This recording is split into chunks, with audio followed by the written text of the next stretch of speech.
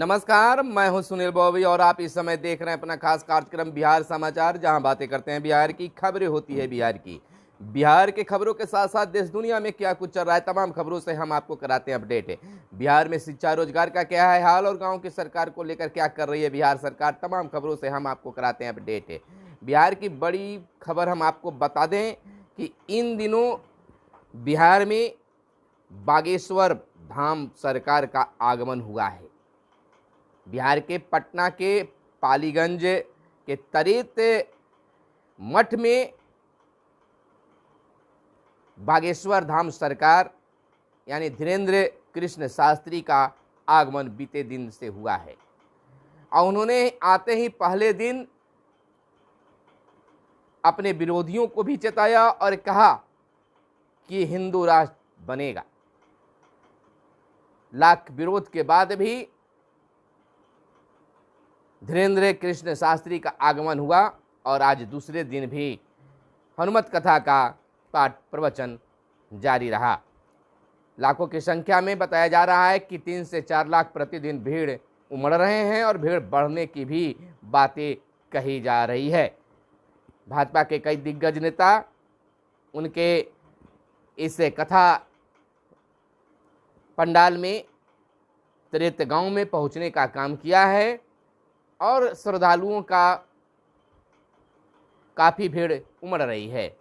दूसरी बड़ी खबर बता दें, बिहार में शिक्षक बहाली को लेकर बड़ा अपडेट आया है। बीपीएससी के द्वारा परीक्षा शिक्षक बहाली परीक्षा को लेकर सिलेबस जारी कर दिया गया है। हर स्तर के शिक्षकों के लिए 2 पेपर की परीक्षा होगी, जिसमें पहला पेपर हिंदी और अंग्रेजी की होगी, जिसमें सभी स्तर के या प्राथमिक शिक्षक हों, माध्यमिक शिक्षक हों या उच्च माध्यमिक शिक्षक हों, सभी लोगों को प्रथम पेपर देना ही होगा, जिसमें 25 क्वेश्चन अंग्रेजी के होंगे और 75 क्वेश्चन हिंदी से पूछे जाएंगे।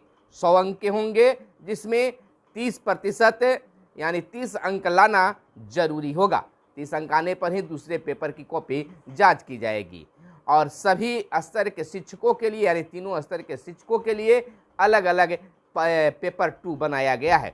जैसा प्राथमिक शिक्षकों के लिए समान अध्ययन बनाया गया है और 150 अंक के होंगे, 150 प्रश्न होंगे। तो उसी तरह से अन्य माध्यमिक और उच्च माध्यमिक के लिए भी 150 का अंक निर्धारित किया गया है।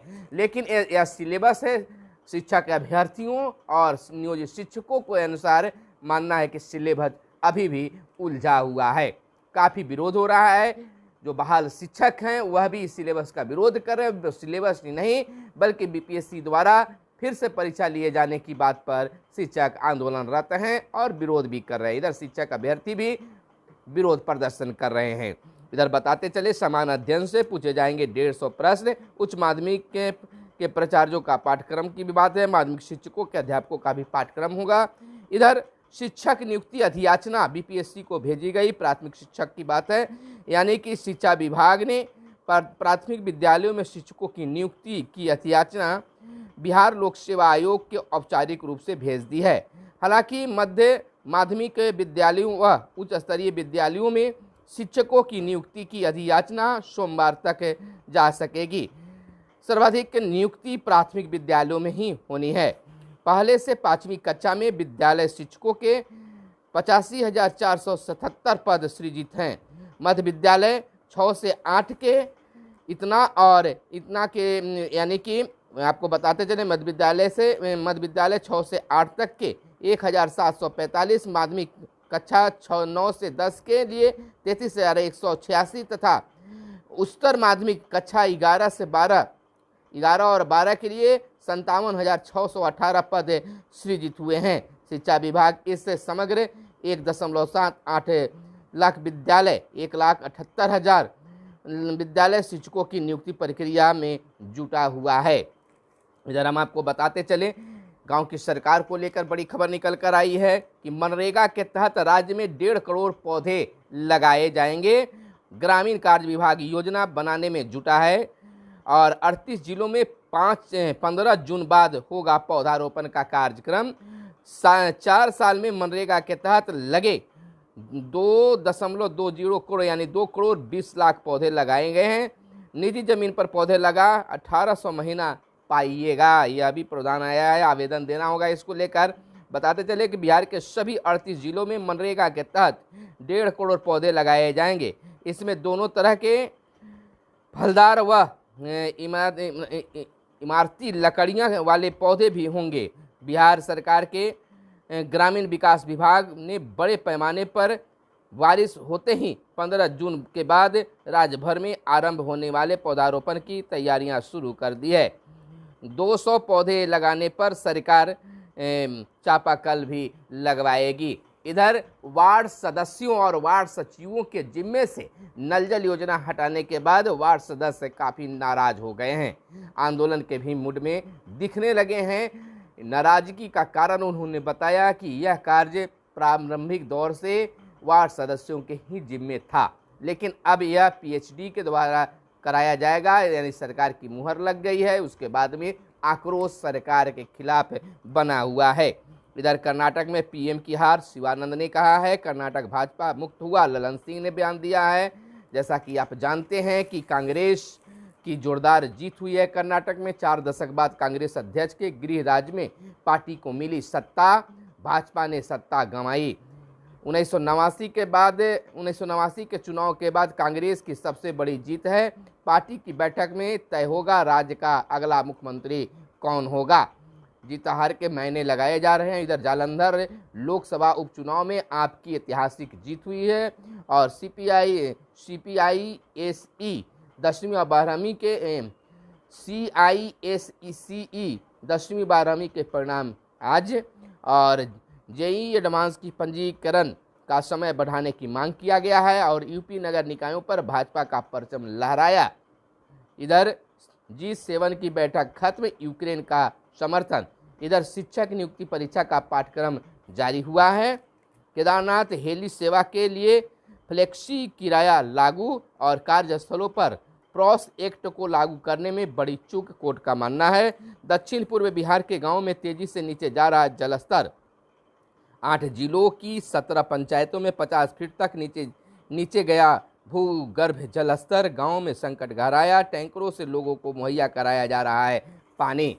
इधर बताते चले आपको कि स्कूलों में छुट्टियों के दिन में 6ठी और 7वीं के कमज़ोर बच्चों के लिए अब समर कैंप लगाए जाएंगे। पूर्व में भी कई वर्ष पहले, मैंने 2-4 वर्ष पहले समर कैंप की व्यवस्था थी, लेकिन बीच में कोरोना के कारण बंद कर दिया गया था। इधर 7वीं और 6ठी और 7वीं के कमज़ोर बच्चों को चयन कर शिक्षक समर कैंप स्कूल में लगाएंगे। 1 से 30 जून तक गांव टोलों में लगेंगे समर कैंप। गर्मी की छुट्टी में बुनियादी पढ़ाई व गणित में बनेंगे दक्ष। जिला शिक्षा पदाधिकारियों को मिली जिम्मेवारी। अपर मुख्य सचिव ने सभी जिलों को भेजा है पत्र। प्रधानाध्यापक 20 तक बच्चों की सूची भी बनाएंगे। इधर राज्य के कौशल विकास केंद्रों में मिली नई गड़बड़ियां, जांच शुरू। कई केंद्रों में केवल कागजों पर नामांकन तो कहीं कंप्यूटर पर बैठने की जगह नहीं। 1700 से अधिक कौशल विकास केंद्र हैं राज्य भर में और 10 लाख युवा इन केंद्रों में प्रशिक्षण ले चुके हैं।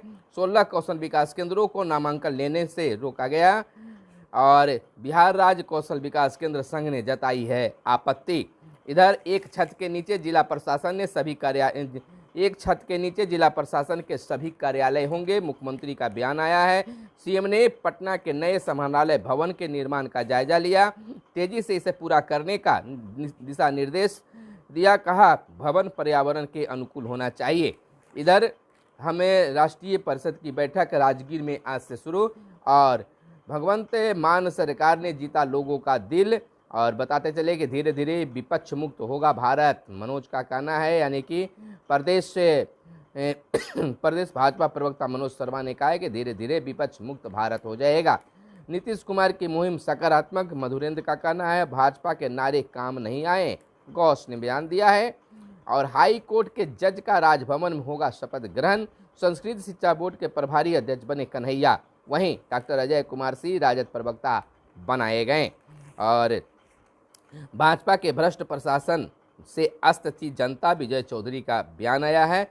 इधर भूमि विवाद निपटारे के लिए अब ऑनलाइन आवेदन कर सकेंगे। बिहार भूमि निराकरण एक्ट को और सजग बनाया गया। अभी तक खुद जाकर करना होता था, विवाद निपटारे का दिया जाता था आवेदन। इधर कुछ और जो खबरें हैं जो आपके लिए खास खबरें हो सकती है, दूसरी देश दुनिया की बातें अगर कर लें तो सेना प्रमुख के आदेश पर गिरफ्तारी, इमरान का कहना है, और प्रॉस कानून मजबूती से पालन हो, सुप्रीम कोर्ट का बयान आया है।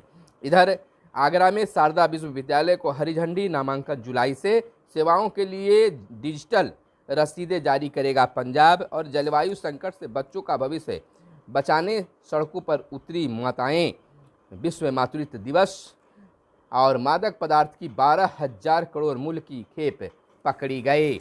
इधर खुद पर भरोसा कर जीत तक पहुंची कांग्रेस, यानी कि खुद पर ऐसे भी भरोसा किया जाए तो जीत पक्की मानी जाती है। तो यह थी आज की खास प्रमुख खबरें। बाकी गर्मी का मौसम है, तापमान बढ़ा हुआ है, अपने फिटनेस पर ध्यान दें, अपने स्वास्थ्य पर ध्यान दें, खुश रहें, आनंदित रहें। फिर मिलते हैं अगले वीडियो में। कैमरे के पीछे हैं मिस्टर साहिल। धन्यवाद।